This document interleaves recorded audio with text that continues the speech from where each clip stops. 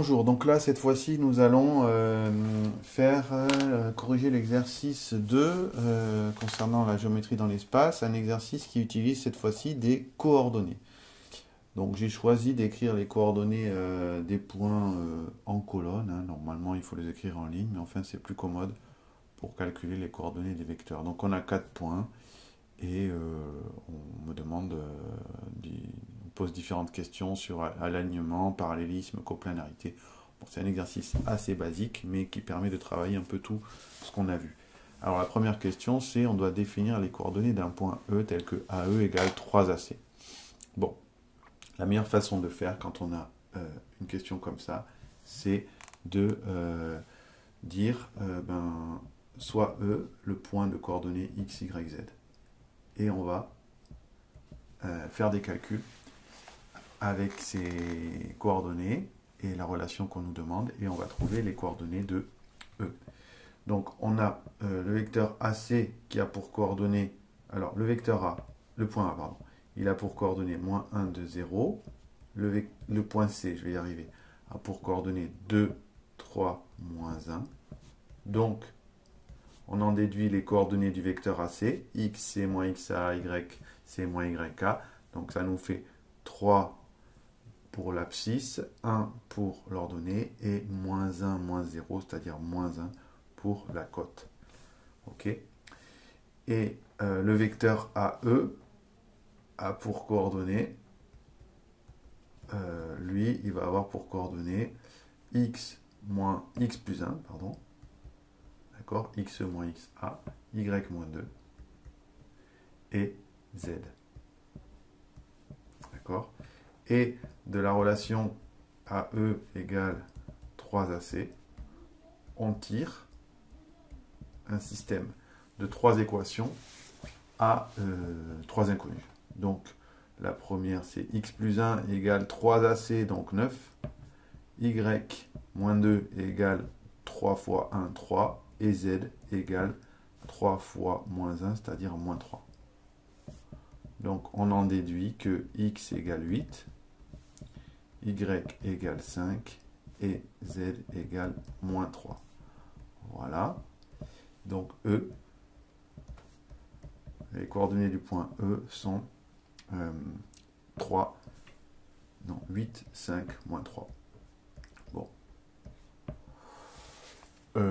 Voilà, on aurait pu aussi poser une question du type déterminer les coordonnées du point F tel que ABCF est un parallélogramme, ou ce genre de choses, ou alors les coordonnées du point F tel que BF égale 2CD plus 3CA, c'est-à-dire bon, ce genre de questions, le mieux hein, c'est pour rédiger, c'est de démarrer comme ça et après de tout faire avec X, Y, Z. Et on trouve avec des équations du premier degré les solutions. Alors ensuite, les points AEC sont-ils alignés? Alors là, attention à la rédaction. Souvent on voit dans les copies, si les points AEC sont alignés, alors les vecteurs AE et AC sont collinaires. Mais là, c'est pas ça qu'on va utiliser, c'est la réciproque.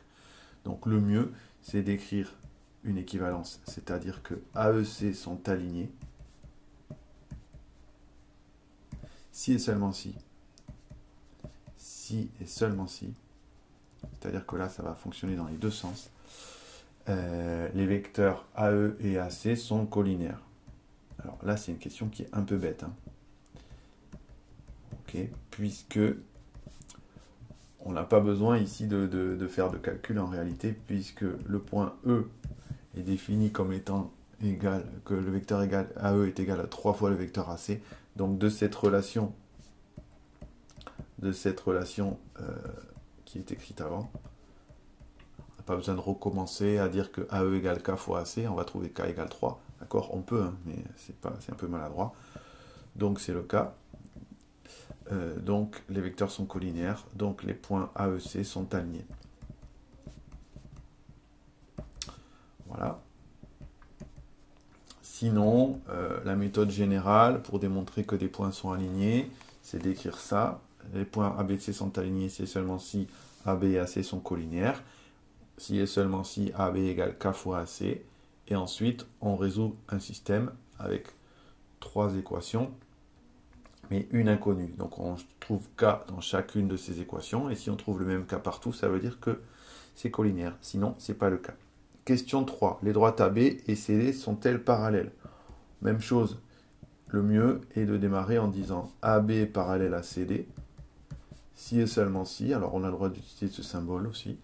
Les vecteurs AB et CD sont collinaires, c'est-à-dire si et seulement si il existe un réel K, tel que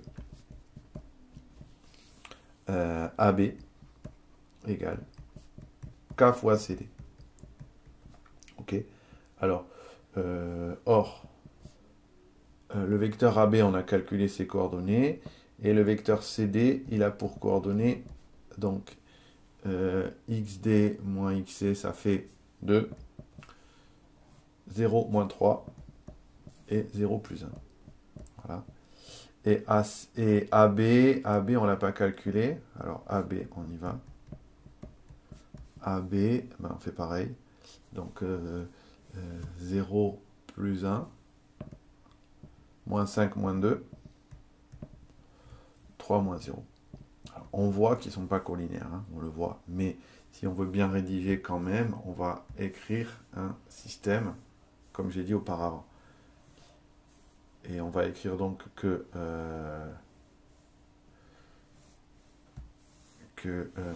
AB égale K fois CD.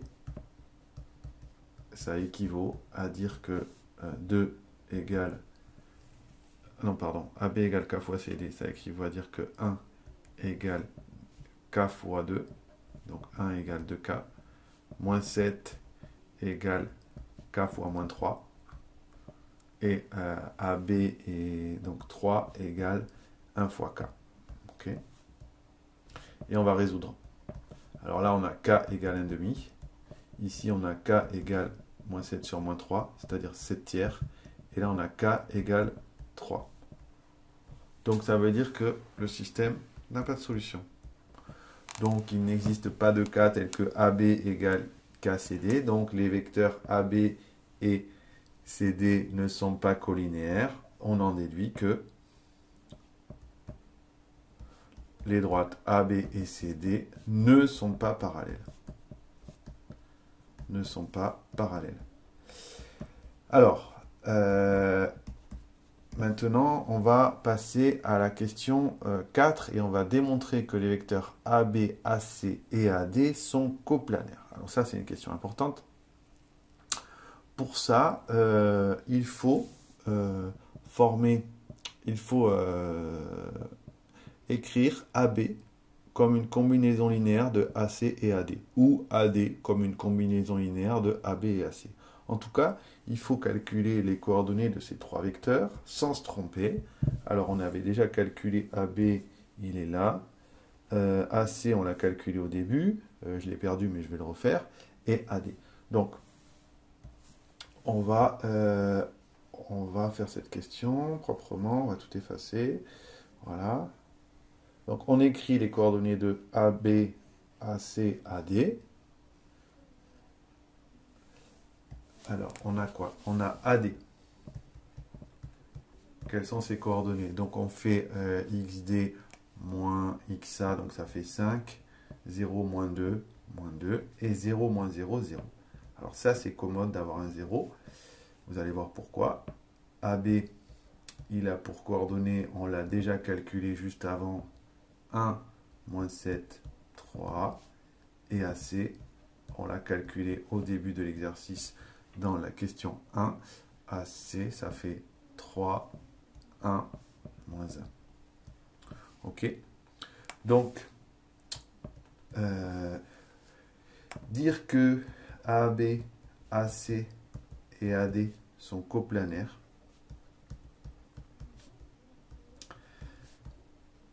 ça veut dire qu'il existe, donc là c'est pareil, on écrit une équivalence, si et seulement si. Si et seulement si. Il existe non pas K appartenant à R, mais deux réels, X et Y, c'est-à-dire un couple de réels, un couple tel que. Alors, je peux écrire AB égale X AC plus Y AD, etc. Je peux faire ce que je veux. Ici, je choisis d'écrire ça. X AB plus Y AC. OK. Donc, là, je vais donc écrire que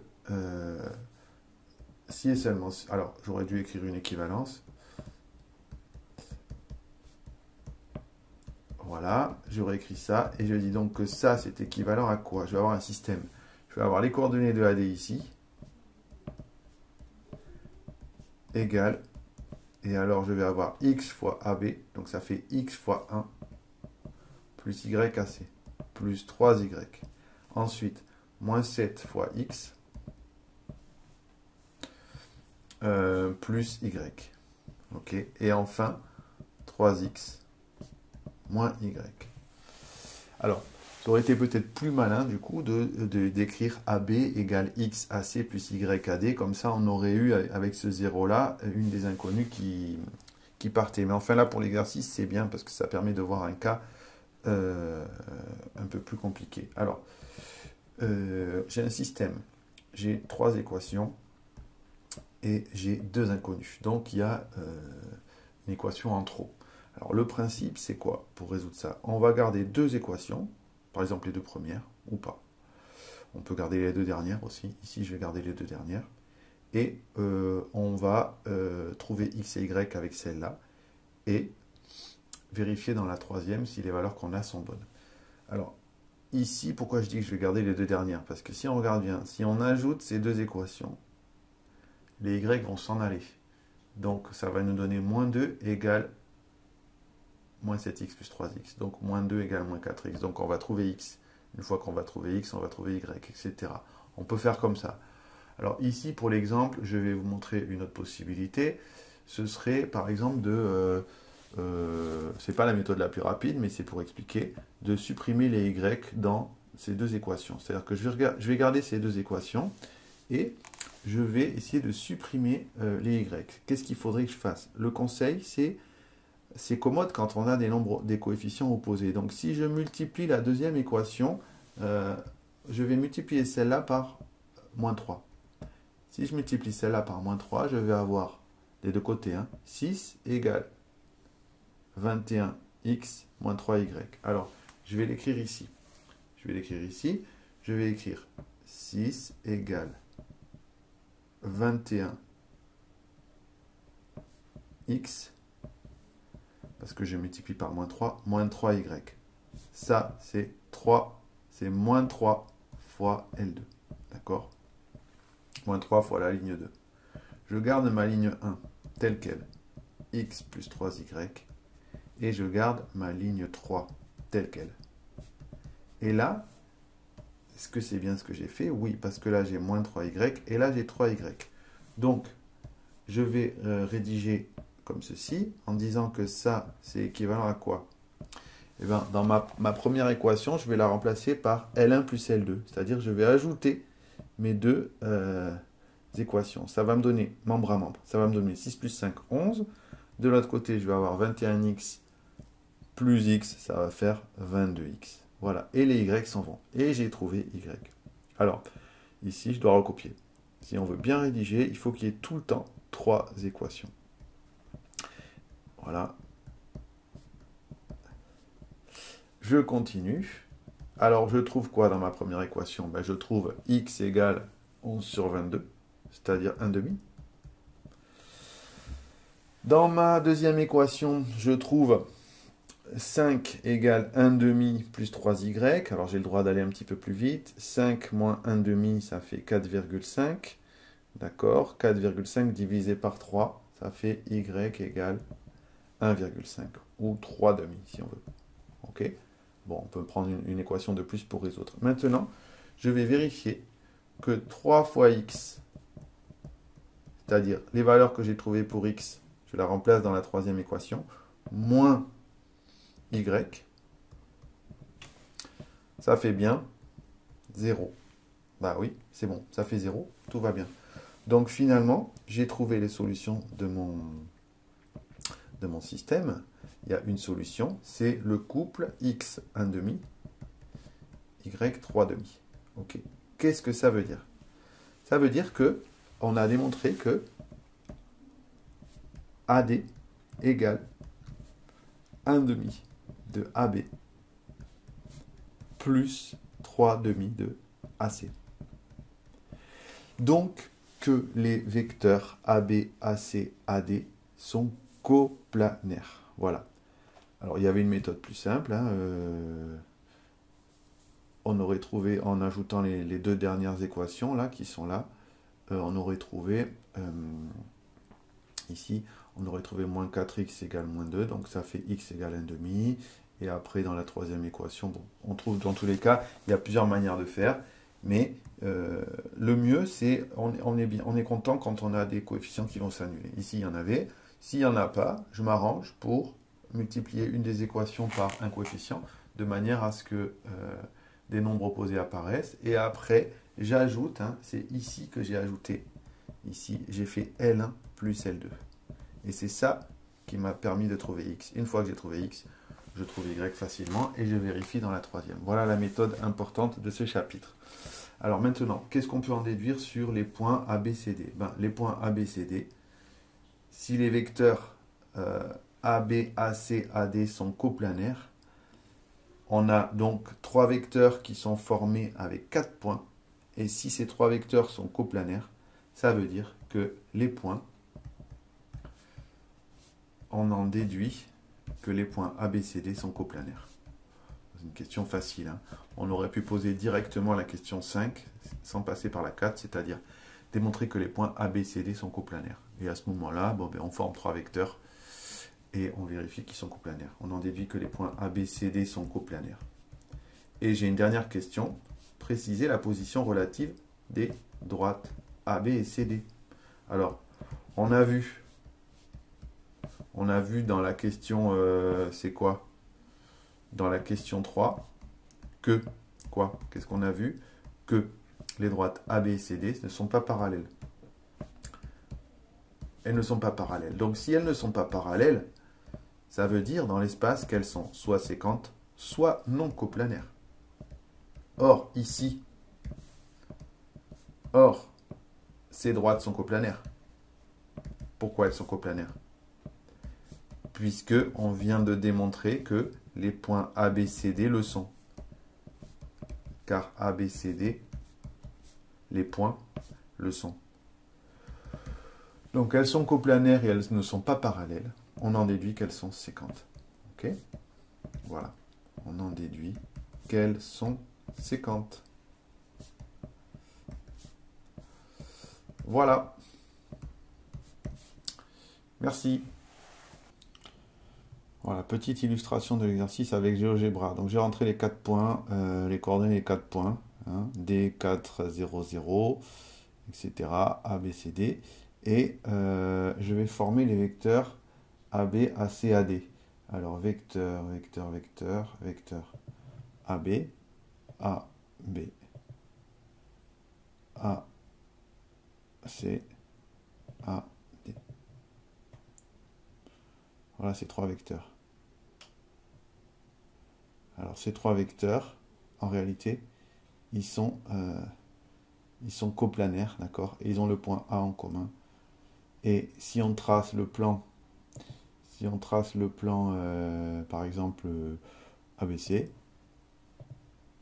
voilà, on voit bien que ici, les 4 points, mes 4 points sont coplanaires. Et donc que les droites AB et CD sont absolument pas parallèles. Voilà. Donc ici, c'est important parce qu'on a, pour démontrer que 4 points sont coplanaires, il faut former 3 vecteurs avec ces 4 points. Donc on a forcément un point en commun, quoi, dans plusieurs vecteurs. Voilà.